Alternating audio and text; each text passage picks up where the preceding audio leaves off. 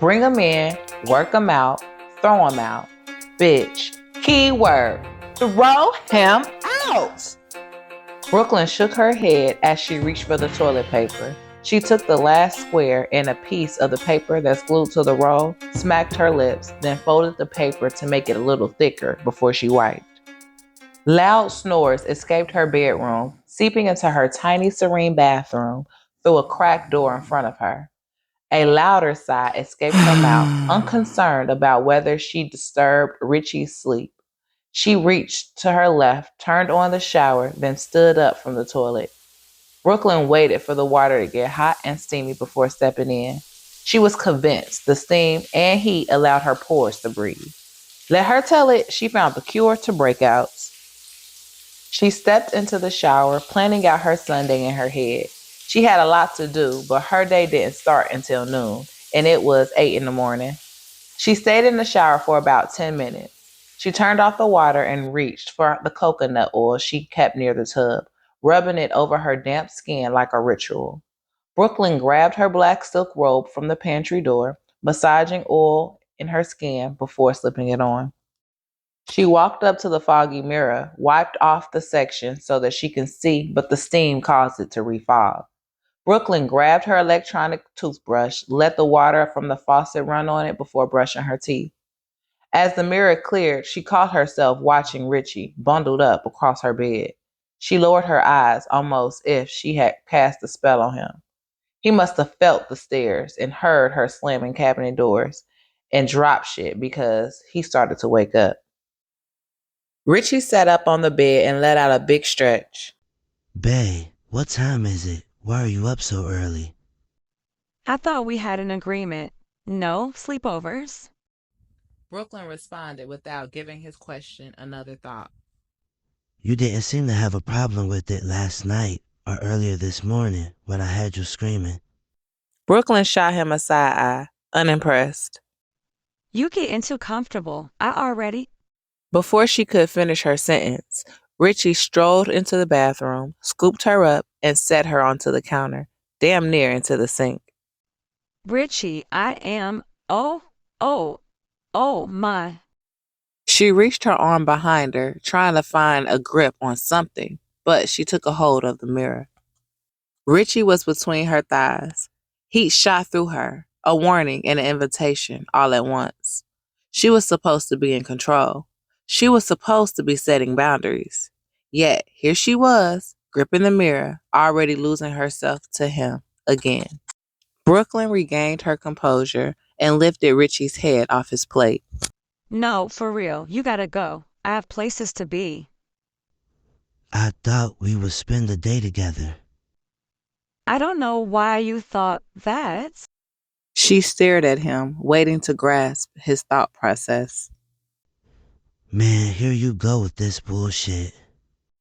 He gave her a double pat on her thigh, kissed her on the lips with force, then walked back into her bedroom. Brooklyn jumped off the counter, adjusted her robe, and shook her head. What you want from me? She frowned her face and continued. You said you understood what this was. Now you tripping. Richie gathered all of his belongings.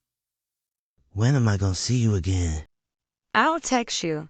Thanks for the rounds, but you know I need my space. Brooklyn nearly pushed that man out of her tiny apartment. She noticed he left his wallet on the kitchen counter. She nearly ran to grab it.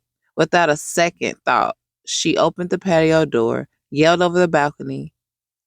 You really not trying to leave, are you? Richie turned back, not too far from her apartment building. She threw the wallet over like she was Joe Burrow and he was Jamar Chase ready to receive it. Brooklyn could tell he was getting a little too attached. Brooklyn's phone started to ring. Ex-fiancé flashed across the screen. She declined the call after 2 rings. Then a text message came through. What you doing? She looked at the text thread, noticing he had been reaching out, trying to talk to her more now than before she left him 6 months ago. She hadn't graced him with a response in a couple of weeks. A smirk crept across her face. Sorry, I was with your best friend. He put it in and dug deep. She was tempted to press send until the mere fact that Derek was borderline psycho came across her mind. She deleted her response and tossed the phone on the couch before she walked into the kitchen to prepare breakfast. Admitting to sleeping with Richie, Derek's best friend and supposed to be best man, was not going to do anything but cause her unnecessary stress or an early funeral. Brooklyn received a phone call from one of her old friends, Kelsey. The two of them play with each other every blue moon, especially after drunk nights, but they never talk about it. Hello? Hey, Brookie Pooh, what you up to? Brooklyn grabbed her plate from the kitchen counter and plopped on her couch in the living room. Girl, nothing. Just kick this clingy ass nigga out my house. Who? David or Mel? Brooklyn nearly choked on her sausage, laughing. She'd forgotten the last time the two of them spoke. A few weeks ago, she was complaining about another man. No, David knows how to act, and I think he mad at me because he found out about Mel. She shook her head back and forth. Which is confusing because he has a whole bitch. Eh? Kelsey paused. I know you're not talking about Derek, so who's clingy? Richie. Richie? Derek friend? Brooklyn hesitated before responding. Yes, him. Kelsey's voice hummed through the speaker. Okay, Savage. When did that happen? Brooklyn put her plate on the coffee table, stood up, and started pacing. Somewhere between Josh, Sam, Isaac, and Cam. He was supposed to be a quick nut. A one-time fuck. Brooklyn sighed. She never meant for it to turn into this. When she first found out Derek had been cheating, she just wanted payback, and sleeping with Richie had been the easiest way to do it. But it wasn't just one night. Their fire burned slow. He knew Derek planned to win Brooklyn back and that Brooklyn was still in love with Derek. Love wasn't enough. When Derek and Brooklyn met, he tried for months to get out of the friend zone. She had a roster she wasn't interested in clearing. She was one of the hottest bottle girls in the city, so everyone knew her. He showed up to the club she worked at every night to walk her to her car, and he always had a gift of some sort. She finally agreed to go on a real date with him, and the rest was history. Brooklyn caught herself staring at a picture of them two on her mantelpiece. Kelsey responded, Oh, shit, girl. You still going? He really fucked up. Be careful with Richie, though. That one seemed like it would be hard to come back from. What you got planned for today? Sunday fun day brunch with the girls, then back to the crib. I'm supposed to be having a date later on with the guy I met from Hinge named Kelvin. I feel like that's the third Kelvin I heard you mention. Have fun. Be safe. The two continued to catch up, and before Brooklyn realized it was really time for her to get ready to head out. After she got off the phone, she connected her phone to the soundbar and walked into the bathroom to prepare for her brunch date with the girls. She opened her black makeup bag, grabbed her cluster lashes, glue, and tweezers. She placed the bonding glue on her real lash and grabbed one cluster at a time, placing them underneath her lash, making her eyelashes look full and lengthy. After about 10 minutes, she started working on her eyebrows. Brooklyn never wore too much makeup. She admired how beautiful her mom and dad made her.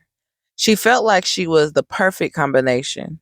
She took her dad's hazel eyes and her mother's mocha complexion, full lips, and petite figure with the little plumpy butt.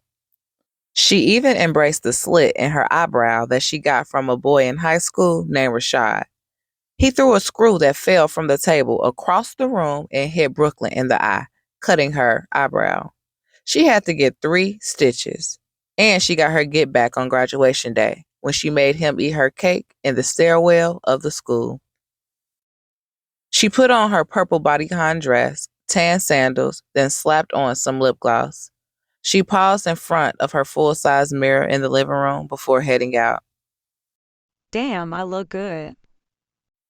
Brunch with the crew meant endless mimosas and tequila shots. Brooklyn wasn't a bottle girl anymore, but she still got all the perks. Everyone at the Lost and Found had already been hit on her list, from the security guard Sean to the bartender Melvin and even the cook Malcolm. Brooklyn could not escape her one night stands.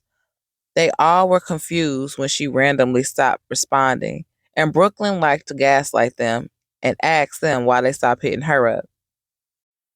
Men sent shots to the table and stared her down like she was supposed to give them something in return besides a smile. She started to give a guy from the table next to hers, named Taj, attention. She had plans for him. He even sent her money for her lift when he noticed she was drinking. Before the two of them could walk to their ride, Richie popped up out of nowhere. So, this what we doing now? You kick me out so you can kick it with this nigga. Brooklyn lost every filter she ever had. Alright, dude, hold up. I gave you what you gave me, boo, a nut. Taj opened the lift door and guided Brooklyn into the car.